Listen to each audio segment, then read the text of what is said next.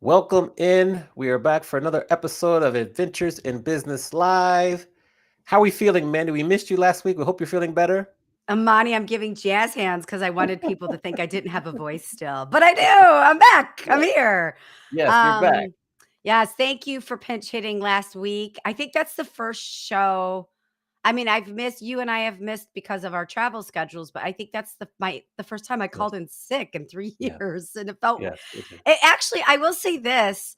Tuning in as a guest and watching on LinkedIn and popping questions in the chat was actually pretty cool. I hadn't done that for our show yet. So I got to be a guest or not a guest, a watcher, observer. So that was kind of neat. And Dr. Will was a great guest. So great job. Yeah, of course.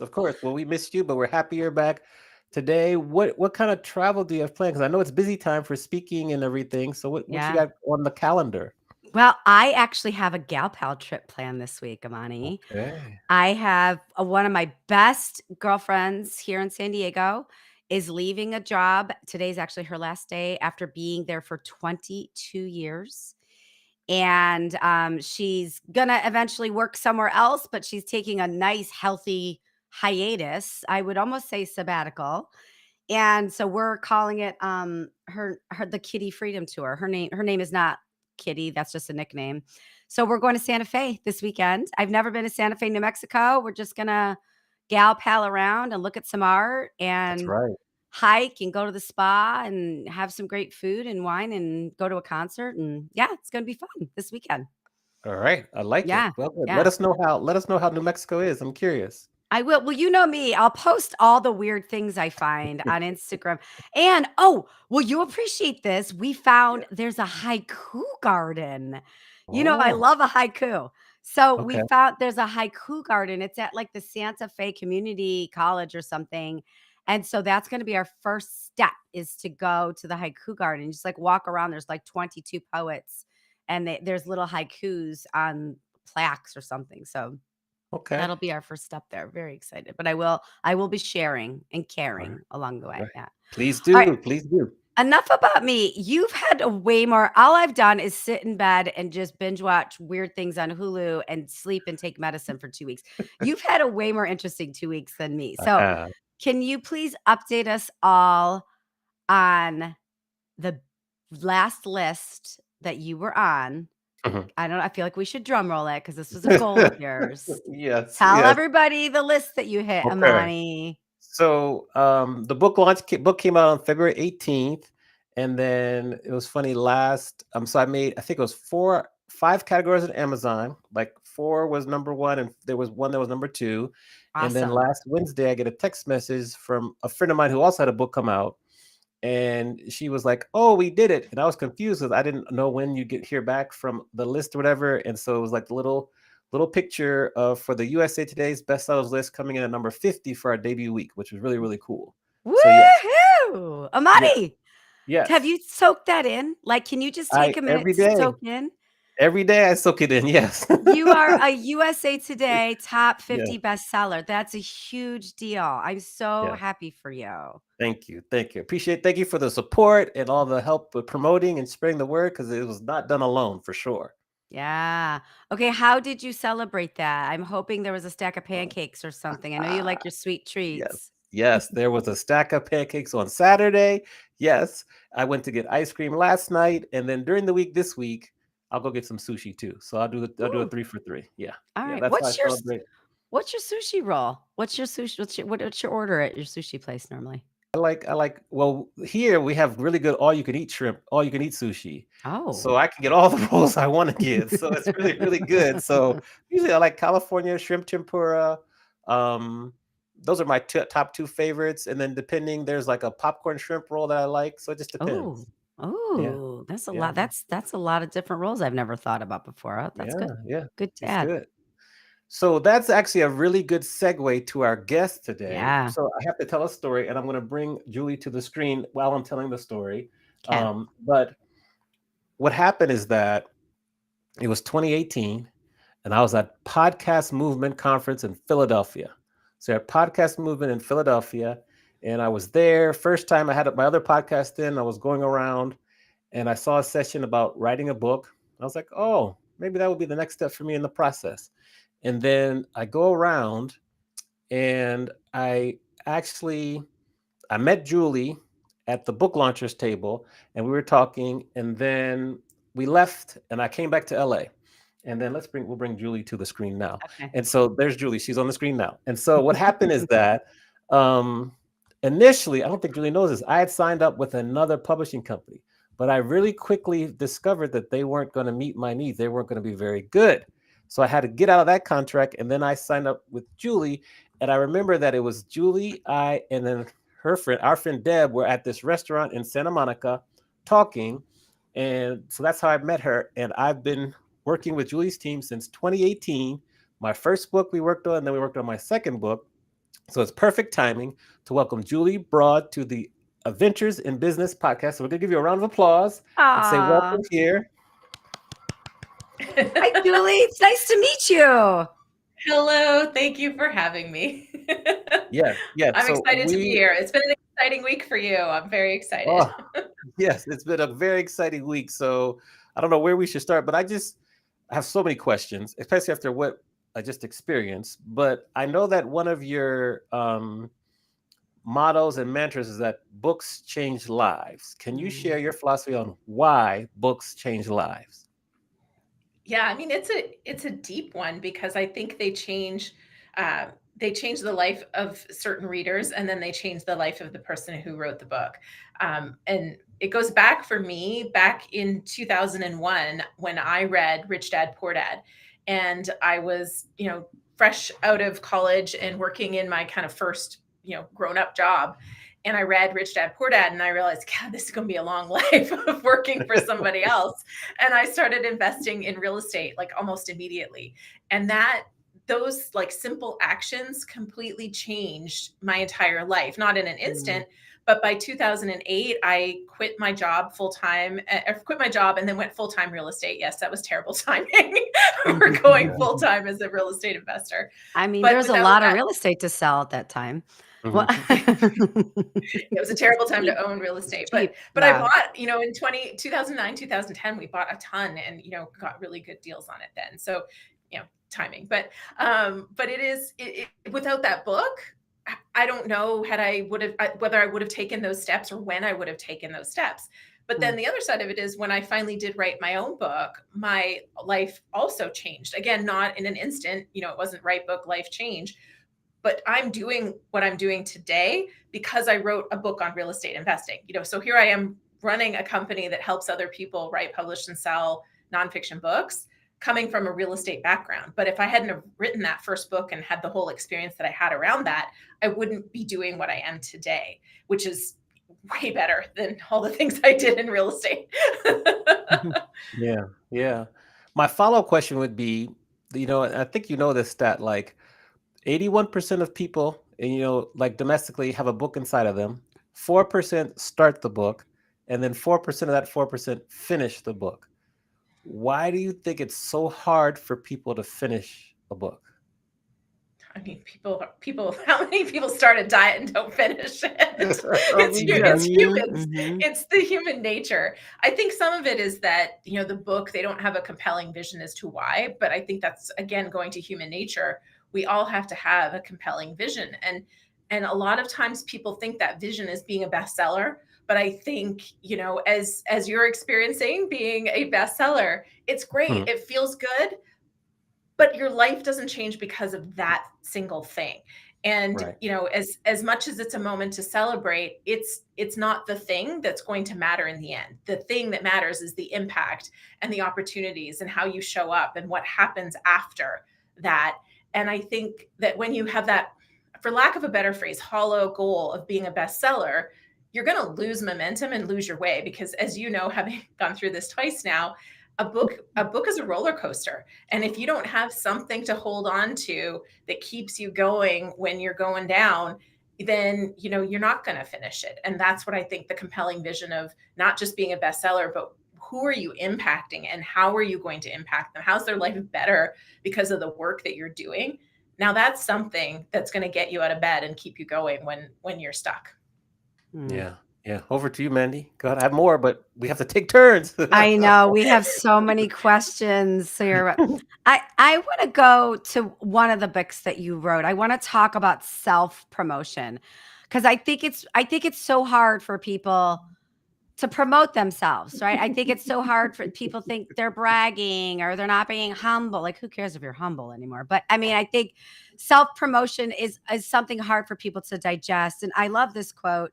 Nobody is going to tell your story better than you. So why are you so afraid to tell it? So I want to ask you about your book, Self Promote and Succeed, which it feels like it hangs its hat on that concept. So why is self promotion so important? I've met so many authors that have written a book and they had really powerful stories, powerful insights to share, but they didn't tell anybody. They thought because it's a great book, people will discover it. And that is not the case. I don't think it's ever been the case for authors.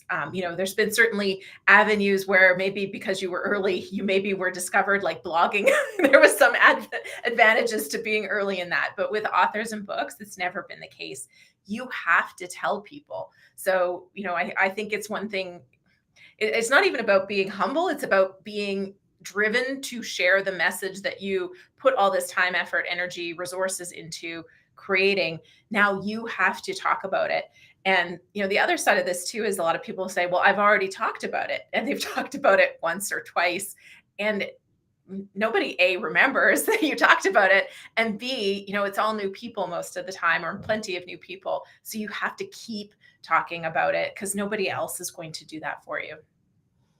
Ah, I totally agree. And I think everybody's modality of learning is different too, right? So maybe an author might have thought, well, I talked about it, but maybe they talked about it in their book, but they didn't talk about it on a podcast or on LinkedIn or oh, time to squat. They didn't talk about it in all these other, I'll do that in a second. So I think that modality of learning too is there's so many ways people are consuming someone's book that maybe if you talked about it in one area, you're missing talking about it in the other area. So I want to hang here for a second on marketing. I know one of the illuminating things for me when I wrote a book, I never thought about marketing. I thought I'd write a book, I'd get a publisher, and then my mom would read the book. Like it didn't occur to me until my publisher and I were working on the cover, the whole marketing strategy. I was like, oh, geez, how do people hear about it? How do you talk about it endlessly? So, what are those ways right now that you're finding most effective in the marketing of a book? And what do you think authors are missing the boat on when they're not really considering their marketing strategy? Yeah. So I'll start with the reverse of what they're missing. I think one is that they really do think Amazon's going to sell their book for them. And so Mm. they're missing all the things And Amazon does. Like Amazon is an algorithm. And once you show Amazon who's going to convert, Amazon does help you sell your book. But you have to help Amazon in the first place by selling it, your book, to the right people, getting good reviews from the right people, and making sure that your metadata, your keywords, your book description, like everything is on point so that Amazon can help show your book to people who will buy your book. And so I think that's one thing, is people just aren't really strategically thinking about Amazon. They think Amazon's going to sell my book. And a number of people are like, well, I published with Amazon and nothing's happening. Like, why aren't they selling my book? You're like, let me tell you 75 ways why not. Exactly. So that's what's not working, right? That is not going to work for you. What's working is very different for every author. The one thing that will consistently work is if you have built an audience that is ready to buy your book, excited for your message, they are going to be a great avenue for you to get your book sales started. So that works consistently. And that audience can be all over. It can be YouTube, podcasts, email newsletter. I always love the email newsletter over all of them. It gets opened more. People pay closer attention to the newsletter in general than the other platforms. But any and all platform is going to make a huge difference for every single author. So even if you only have 20 people on your email newsletter, celebrate it, because those are 20 people who have expressed interest in hearing what you have to say. So that's one of the big things. And then other than that, I think it's going in. There's literally hundreds of things you can do.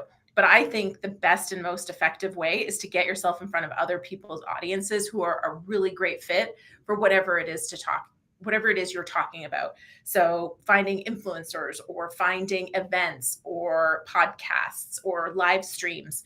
The mass media is fun, but we can ask Amani how many books he thinks he sold after he went on TV. It felt great. But, I've done tons of TV myself, so I know from firsthand experience, TV doesn't sell books. It's very sad. But,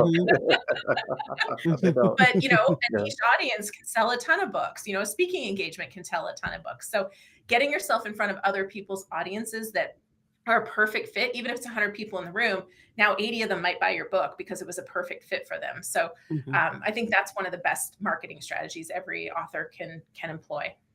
Awesome. Love it. I have a zillion other questions, but I'm gonna pause. Amani, over to you. And I'm gonna go off camera and do my squats. Audience, I'm still doing the squat, the monthly squat, monthly squat challenge. Yes. Now, okay, so for me, like, the book is out. It's been out now for 2 weeks. When you're talking to authors, like, what are some of the crucial next steps you can take to maintain momentum? Because I've got a lot of momentum right now. Maintain momentum to continue, like a hockey puck growth, in your opinion? Yeah. So, I mean, do you really want to keep doing what you've been doing these last 2 weeks for the next year? So, I mean, No. I think yeah. And so that's the reality, right? There's an unsustainable element of what you've been doing. So realistically, are you going to keep going like that? Probably not. But then this is where I do look for those high points of leverage. Like, you've had a phenomenal couple of weeks. What's worked? Go back and do more of what's been working, and the things that didn't work as well. Again, I'm going to pick on TV because I know, we've had so many authors do TV over the years, and there's only 1 or 2 cases where TV really moved the needle for them. Generally speaking, it's the fun social media clips, but it's not the book sale. So looking at that, maybe there's other reasons for you to pursue TV, but as far as book sales, that might be the one thing you go, okay, that was fun. Let's drop that. Let's focus on the other things. For leverage though, you've got momentum. Now's a great time to start reaching out to corporations and speaking gigs, right? Like now and then that's where you get the bulk. That's where you get the bulk sales. You get in front of those larger audiences, and those doors, they start opening a lot faster, and they become bigger and bigger doors. So that's where I personally would lean, being in your shoes, and continuing to kind of look back at what was the most fun too. Like, what else and that's why I say, like, I'm picking on TV, but TV's a blast. Like, being in studio doing live TV, it's a rush. It is so fun. And so maybe you're going, hey, I just loved doing that. I want to do more. So that, it's like, what worked to sell books, and then where did you have the most fun, and just do more of that stuff. Yeah, I think for me, actually, the live radio interview was the funnest because it was longer and we could get into more detail. So that was fun. Mhm. And then where I saw most success was in addition like the bulk. Bulk is what carried me. That's what did it the most was bulk and book in lieu of fee. That's what carried me Yeah. completely to the finish line. But I did a lot of work because I would reach out to people individually through DMs, private messages on LinkedIn, and text messages and just say, "What's up? How are you doing? By the way, my second book's coming out. Don't forget to grab your copy." I must have sent a good, we'll say 750, maybe even 1,000 DMs to people over Yeah. 2 weeks. That's not sustainable. But I did that. That's what kind of carried me to the finish line. But I would Yeah. say like you speak about speaking. So Wednesday, I'm going to go speak at MPI Northern California. Next week, I'm speaking at a conference. Like that's what I'm doing. So I'm trying to follow that format. Mhm. So yeah, that's what worked for me. I'm curious because we'll kind of go back and forth. How have you seen self-publishing evolve and like the hybrid model evolve in like the last 5 to 6 years? Because when I met you in 2018, it was very different than it is now. So I'm curious to see Yeah. what changes and how has it evolved throughout the years. Yeah, I mean, when I launched the company in 2017, there was only a couple of companies that did what we do, and really, there was only one company that did it at the quality level that we do it. Right, we're pursuing traditionally published book quality or better, and today it's such a fragmented kind of business. There are hundreds and hundreds of companies doing varying degrees of quality and varying degrees of levels of service to what we do.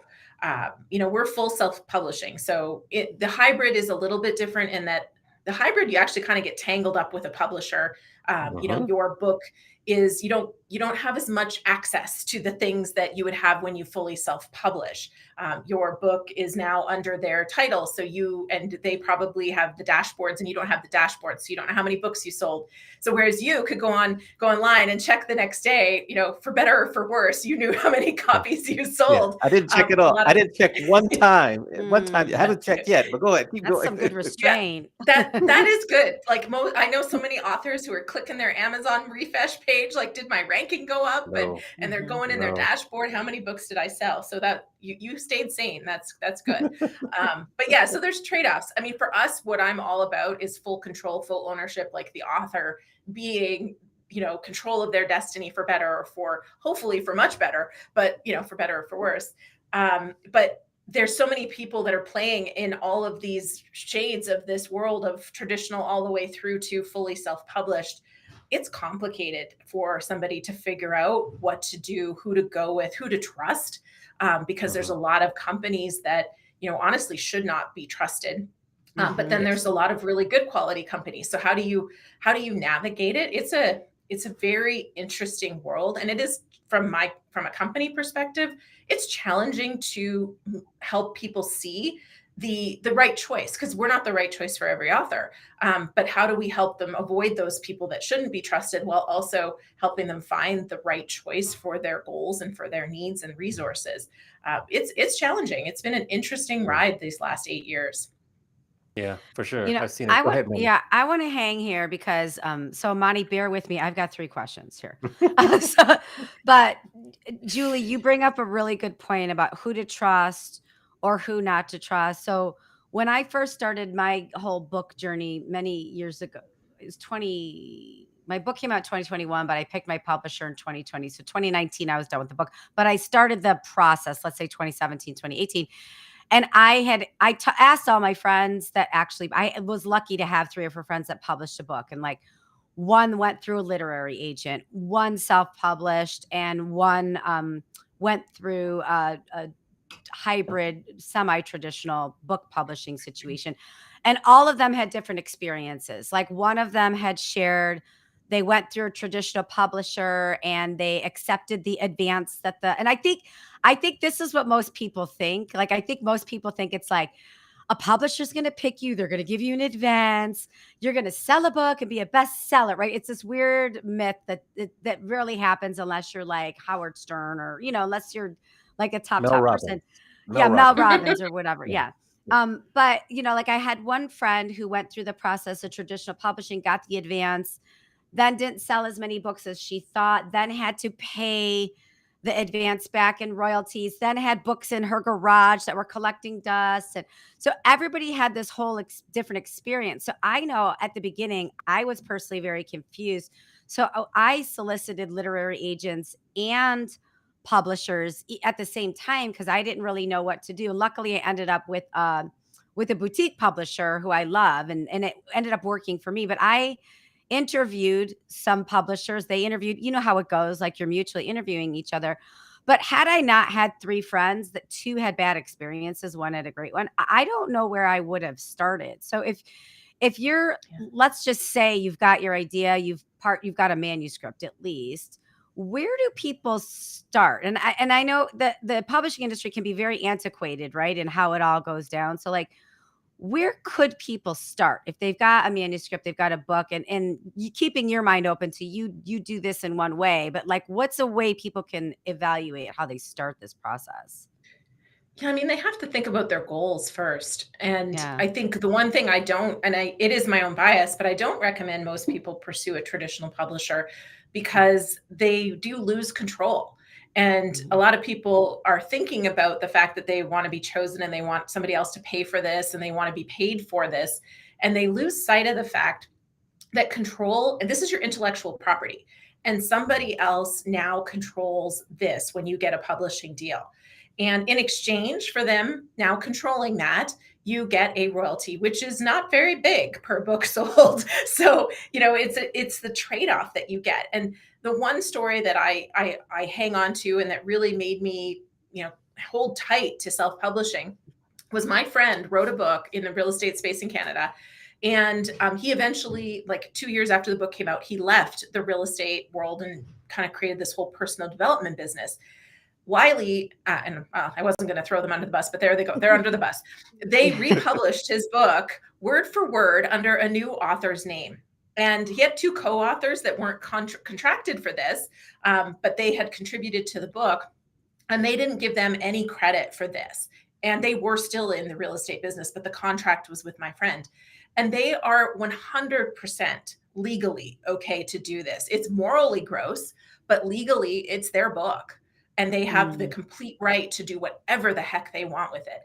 And that story was the one that kind of just hit me. And I just went, oh my gosh, like authors do not realize what they're giving up. And so some deals make sense, right? Some deals, if you're getting a six-figure advance and they're going to put you and if they're giving you a six-figure advance, they're going to be doing this. They're going to be putting you in front of some big media, some big You're places. in the machine. Yeah, you're in their marketing Exactly. machine. Yeah.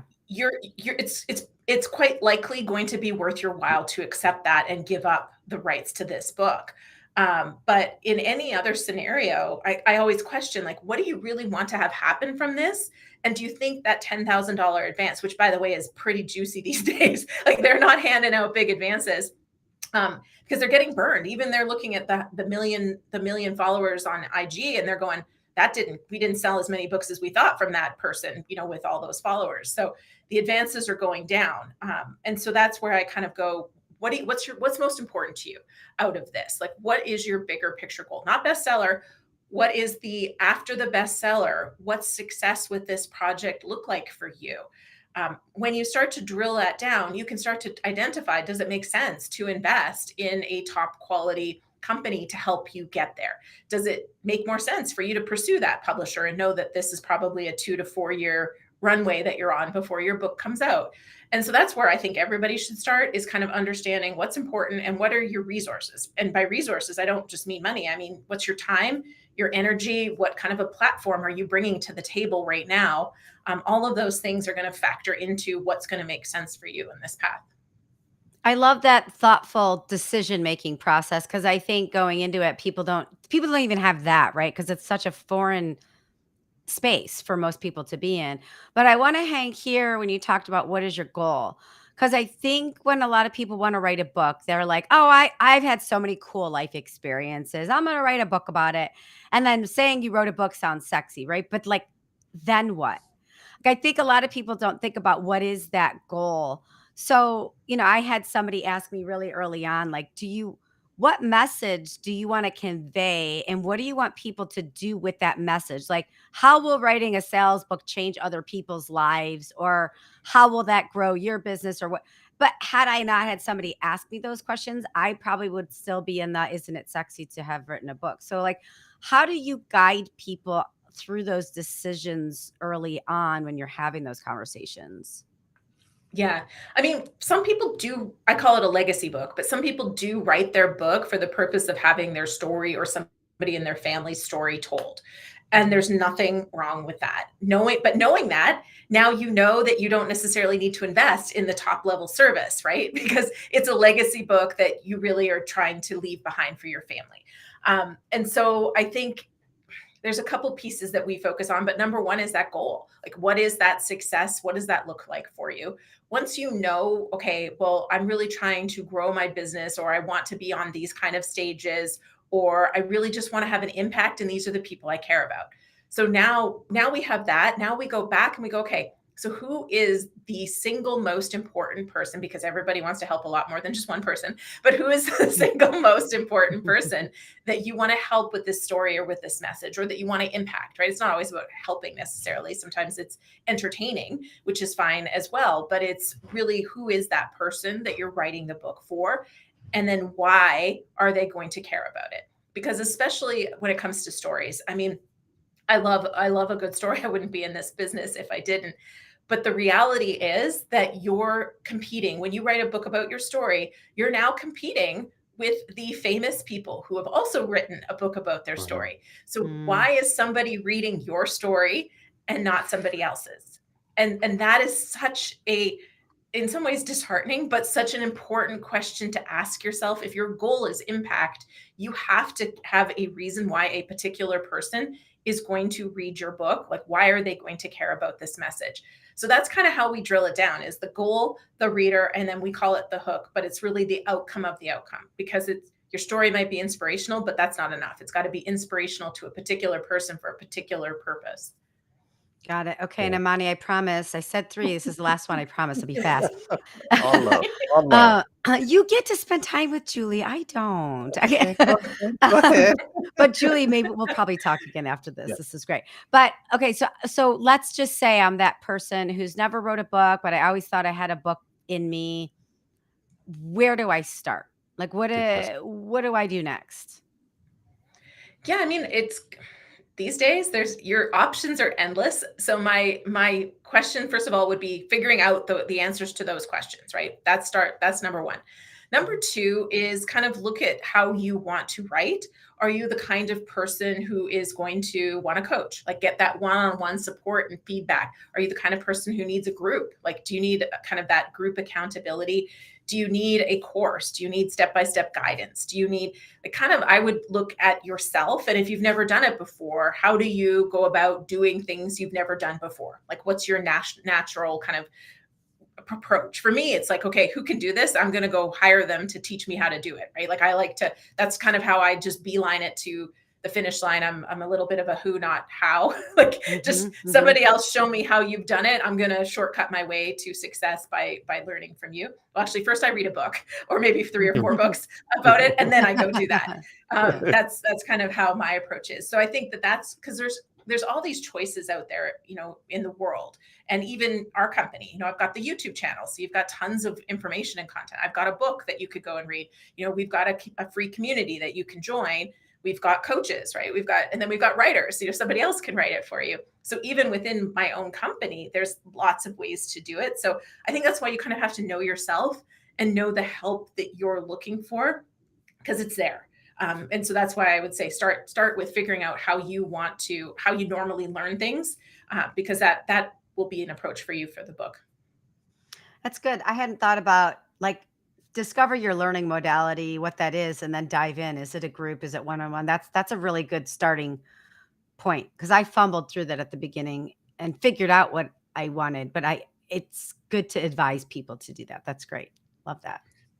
So I want to ask you about your team, and I want to tell a couple stories because, um, I know a lot of people in the book space or whatever, but your team particularly, like I love them. They impressed me so much, and I have to give a shout out to Sarah first Sarah Bean. And I want to explain why, because I'd come back from this brand builders group thing, and I was kind of going a little bit left with the book in terms of adding in creativity. And Sarah's like, Amani, let's get on the call and let's talk about this. So we get on the call and we talk about it.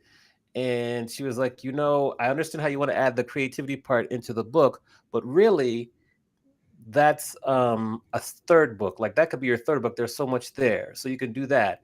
And so that was probably one of the biggest turning points for this launch because it got me back on track.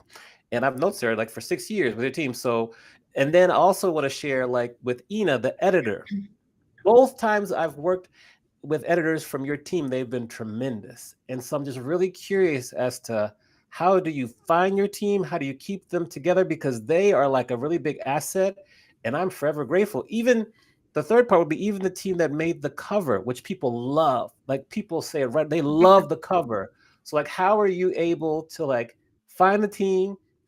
And there you go. Yes, there it is. Thank Manny you. showing the cover of the Cover. book. It's a Like great people cover. love the cover. Like, how are you able to find the team, keep them, and just continue to because like both editors, then you have like the book coach, John, and just everyone. So talk to about that. Talk to us about that. Yeah. Yeah. So, and I mean, you just mentioned my favorite people. So, I mean, my whole team is they're such beautiful humans. But it's a great question. So we have a lot of contractors. We have like 60 some contractors on our team. And what happened? So I'll tell the story of Cassie because she's our lead cover designer, exceptionally talented. And what happened? And I think she's been with us 5 years now and counting. But I kept seeing the covers come in, and I go, who did that one? Well, that was Cassie. And I'm like, oh, wow, beautiful. Okay. And consistently, it was Cassie. And I think it was 10 covers in after me going, this cover's not good enough. This cover's not good enough. Like all the ones Cassie didn't do. And I just said, you know what? Like, I can't lose her. So I hired her in-house. With Ina, it was fact checking. It was like, who did this fact check? It's extraordinary. Ina. Who did this? Who did this? It was Ina. It was Ina. So same thing. It was like, we got to bring Ina in-house. So it's our contractors that are consistently exceptional. We bring them in-house. And then, because you have exceptional people, other exceptional people want to work with them. And so it creates this culture of everybody is working together to create something great. They're also all book lovers. Like one of the very first culture fit and one of the very first questions in our culture fit interview is why do you want to support and serve authors? And if they don't have a good answer, they're not even joining the team because it doesn't matter how good their skills are. If they're not passionate about authors, which means most of our team they're authors themselves. But if they're not authors, they have to have a really good answer for why they're excited to work with authors every single day. So, but thank you. I'm grateful for the opportunity to shout them out and praise them. They're phenomenal. And Sarah's a funny story too. So Sarah, one of the people on my team who we still work with, Jacqueline, she's not in the company. She started her own business and we were her first client. Oh, But that's cool. yeah, so she was there with me from day one, Jacqueline. So it's great. She's still there for me cleaning up my messes. Yes.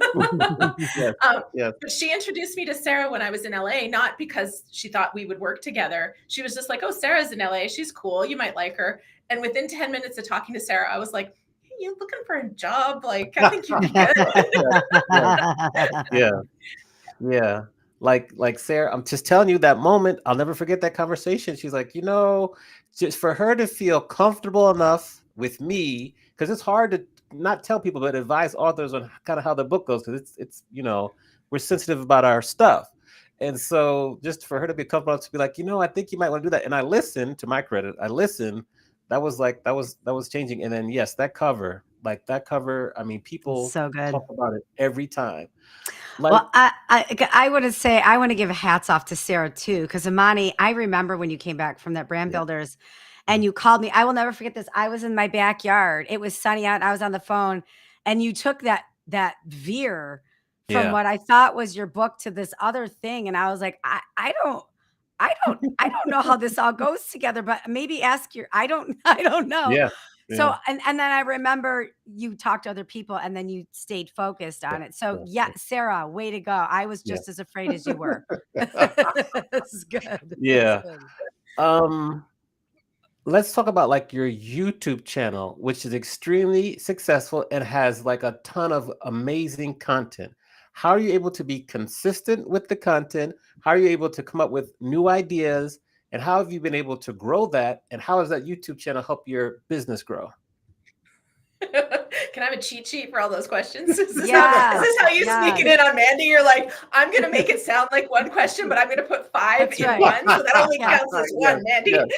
I counted. I counted. That was Well, three just steps. talk Yeah, about the I YouTube counted. channel and how it's helped you and why it's so good. Yes, that's it. See, I'm You know, transparent about my questions, Julie. See how this goes. I see how he did it. See, Yeah, Right? I don't mean to pick on you, Amani, but I love it. anyways, Pick on me all yeah. day, every day.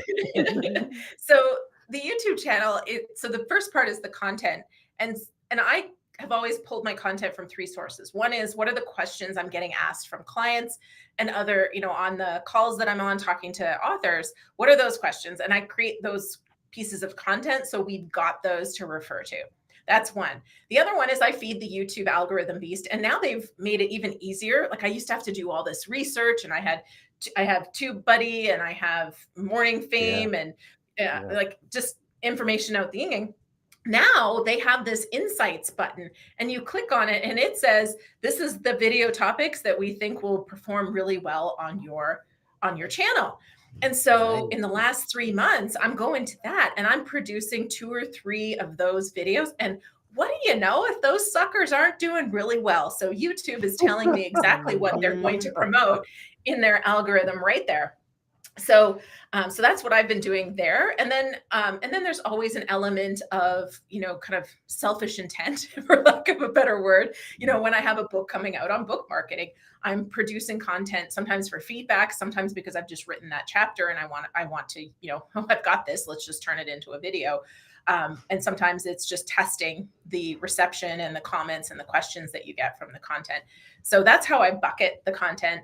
And then I batch prep and shoot everything. So I'll Yeah. spend a couple of days prepping all the videos, and then I spend usually 4 or 5 hours shooting them. And then I have an editorial team now that they know what I want, and I just funnel off the raw content with the notes for each of the videos to them.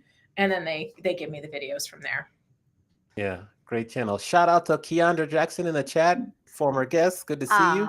And author and And speaker. author, yes, and speaker. And famous therapist. We love Yeah, Keandra. We love you, yeah, Keandra. Thanks for yes, being yes. here. Thank you. Yeah. All the things. All the So things. now, Julie, I'm a little nervous, but now's the time when we flip the script and we allow you to ask both each of us a question. Any question you want, nothing is offline or out of line. Who do you want to ask the question to first, and what question is that? Well, we'll start with Mandy. So I know you've written a book on sales. What's your next book? Great question, Julie. I'm glad you asked. No, my next book. I am working on another book. It's probably going to come out next year at some point. It's about business bedside manner. And business bedside manner is your approach to business. How do you want to show up? Who do you want to be? It outlines the 4 key components of a good business bedside manner. It shares 5 questions to ask to develop a better business bedside manner, and 6 tech hacks to use to elevate your best business bedside manner. And it actually, by the end of the book, and it's a micro book, by the way, by the end of the book, the person will have developed their own business bedside manner, or at least have some sort of action plan that they can figure out how to show up better. So it's something, business bedside manner, I'm very, very passionate about. I trademarked it, registered trademark, not just TM trademark. Like, I'm so passionate about business bedside manner. I developed that theory while I was on a bike ranting about a bad customer, like back in 2020. Like, it's guttural for me, but it's just taken me a while. It's what my keynote's about, but it's taken me a while to write the actual book about it. So that will be the next book that comes out. Fantastic. Right. What's your goal for that? What's success with that project look like for you? I feel like we're in a sales call right now. Here's my goal for that. Well, first of all, I want business bedside manner to be in the ether. I think we all could use a hefty dose of it. Whether, like, a lot of people, if you think you've got a good business bedside manner, it's probably time to redefine it. And if you don't have one at all, it's time to establish one. So I think I want the thought process to be out in the ether, just in the business world. Like, I just believe in better business humans. And I think this is a concept that will create some better business humans or evolve people into being better business humans. That's my first thing. And the second thing is, in a perfect world, I would love for somebody one day on their resume to say they're BBM certified. Like, an HR Oh, director is going to see yeah. that and be like, oh, they're BBM certified. I'm going to hire them. Like how we all used to value Six Sigma way back when Jack Welch was toting that for GM, right? Like, I would love for it to be a certification that holds some sort of value down the road that gets people promoted or that gets people a new job. But most importantly, just like I just think we could all do better in the world if we stop and think, what is my business bedside manner? Just helping people to stop and think about it. Fun. Nice. Good answers. Good Okay. Thank answers. you. She's Thank yeah, you. she's ready. She Ready. is ready. I snuck Yeah. 2 questions in there too, just You're the guest. You can do whatever you want. This is your show.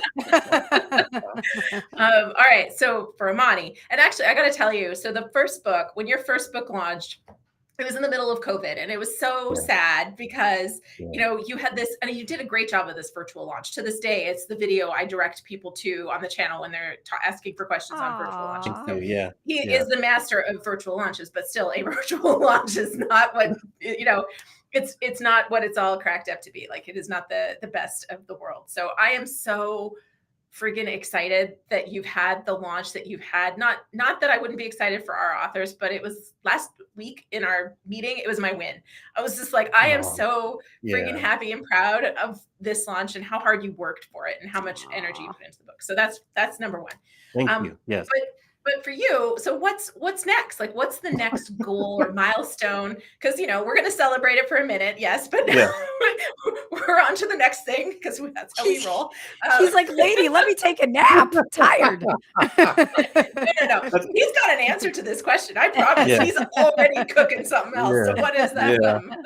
So I would say what's next is like I want to get the book in as many of the people who are in the book's hands, as many people that are featured in the book, their hands, just Cool. so they can do that. That's one. I think make it into a documentary because it's got the content is all there. It's all there. It's just getting interviews and perspectives. I think that's number two. Those are the two main things. And then if I could get this book to be like a textbook for a class in universities, like that would be like number three. That would be number three. And then I have some fun ones like, Good Morning America. There's a couple podcasts I'd love to be on. But really, number Yeah. one would be just to get people who are featured in the book their hands to get their thoughts and maybe interview them to then lead to the documentary. That would be my goal. Wait, can I give a third goal I think you have that you forgot to say? Okay.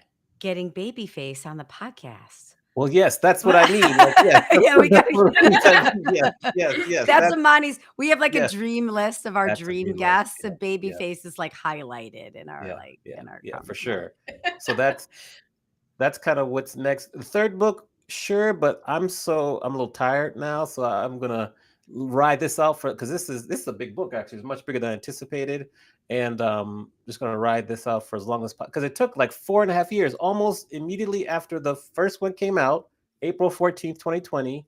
I started grad school June of 2020. This was my research topic, so it's been like 4.5 years. Yeah, which actually leads me to thank you for that. My question for you is what's next for book launchers? Yeah, so we're launching software. So we've got some book marketing software that we are going to be launching here in June, and we're still going to do books, but like I mentioned, the market has changed a lot, and so where the demand is the strongest is in all things marketing, and I Yeah. love to help. I love to help everyone, which is a terrible business model. and Right. and so I think that there's an element that in order to serve people at the best level and, help get them on stages and media and do all the things for marketing, that's one client.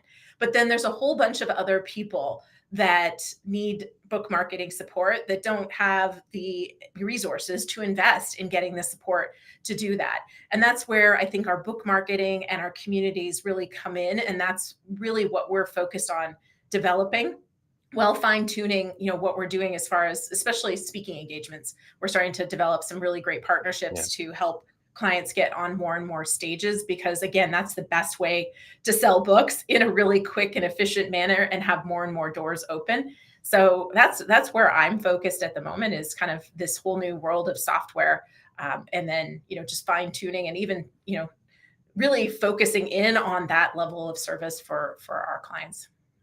Love it. Before I turn it over to Mandy for her final question, I have my final question. And I've asked you this before, but I'm curious to hear if it's changed. Because if we would go back, talk to Julie right as she's coming out of university and give her advice based on everything you've learned up until today, March 3rd, 2025, what advice would you give your younger self? Besides, buy more real estate. Yes. I think you said that before. That's what you said before. Yes. Is it? There you go. I didn't remember, but yes, that would be my thing, is to buy and hold as much of the real estate as you can. But I mean, I don't think I would say too much, because part of the journey has been making the mistakes. So I don't want to avoid the mistakes. I think, yeah, I think if anything, it would just be to really take action and lean in a little faster and a little bit more, where my gut was saying do it.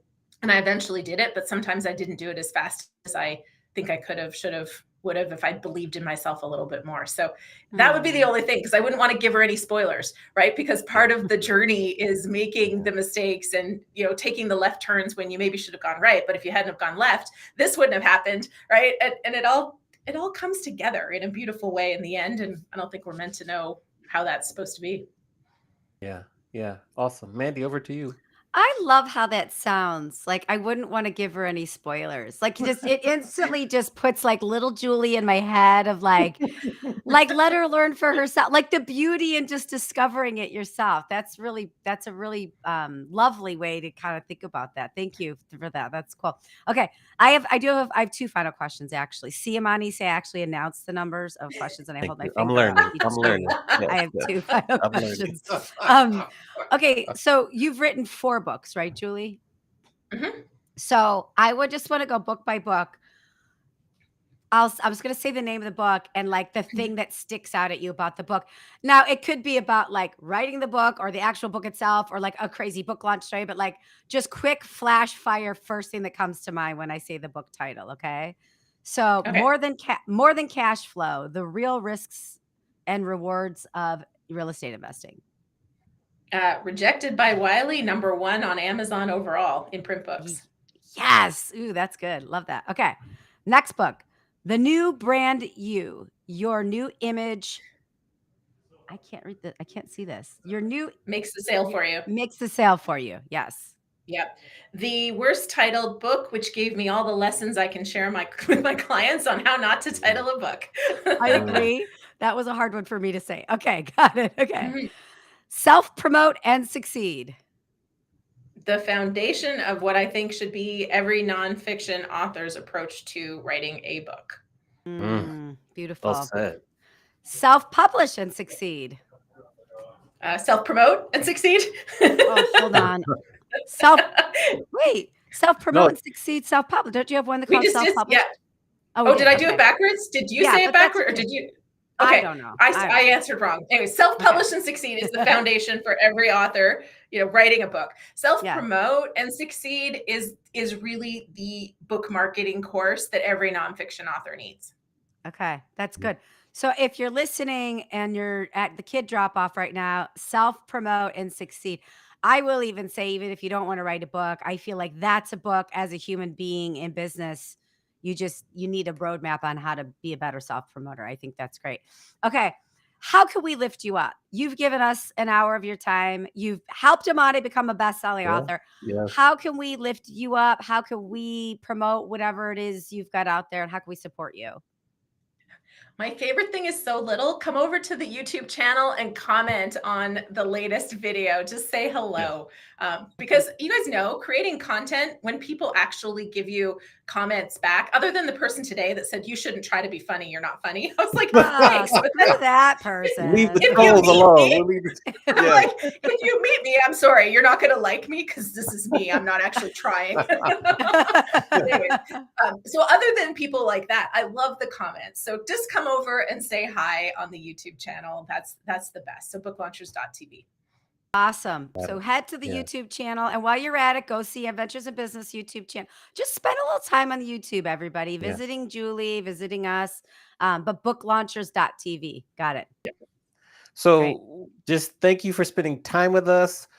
Quick story is that Julie sent me a text on Wednesday. It was like, USA is bestseller. I was so happy. I said, thank you.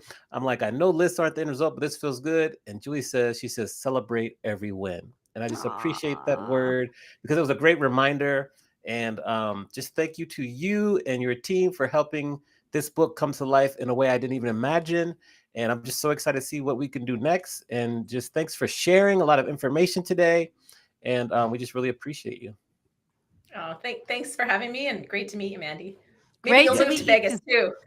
I will. No, I'm good in San Diego, but I'm in Vegas. I'll be in Vegas a couple times this year, so I'd love to see Yes, you while I'm there. we'll make that Yeah, happen. Maybe Amani. We can go sounds to good. Amani's favorite dinner spot by the Yes, airport or something. yes. Oh, yes, Yeah. you like lucky lazy dog. Okay, yes. Round of Oh, applause for lazy dog. Julie Rickard. Amani Yes, loves it. all right. Thanks to Julie. Okay, so Mandy, another great interview, great questions. Thank you, Julie. Who do we have to look forward to next week? Amani, we've got my girl crush workout spot. We've got Oh, Kristen Kihone and Sarah Koenig, who are franchise owners of Pvolve. And Pvolve is this beautiful functional fitness it's Jennifer Aniston's workout. And they own a bunch of Pvolve gyms, and it's making a huge difference in people's lives and how you look at working out. But we've never had. Well, I think we've only had one other franchise owner on, and I think it's just something a lot of business people are asking about franchising and then wellness. So I'm very excited to have Kristen and Sarah on next week. It's going to be cool. all right. Looking Yeah. forward to that. Thanks again to Julie Broad for speaking with us, talking about all things books. Remember to rate, review, subscribe on the platform you're watching or listening on. Leave us a comment, leave us a review. And with that, we can't wait to see you next week, and we'll see you soon. See you soon, everybody. Thanks for being here. Bye.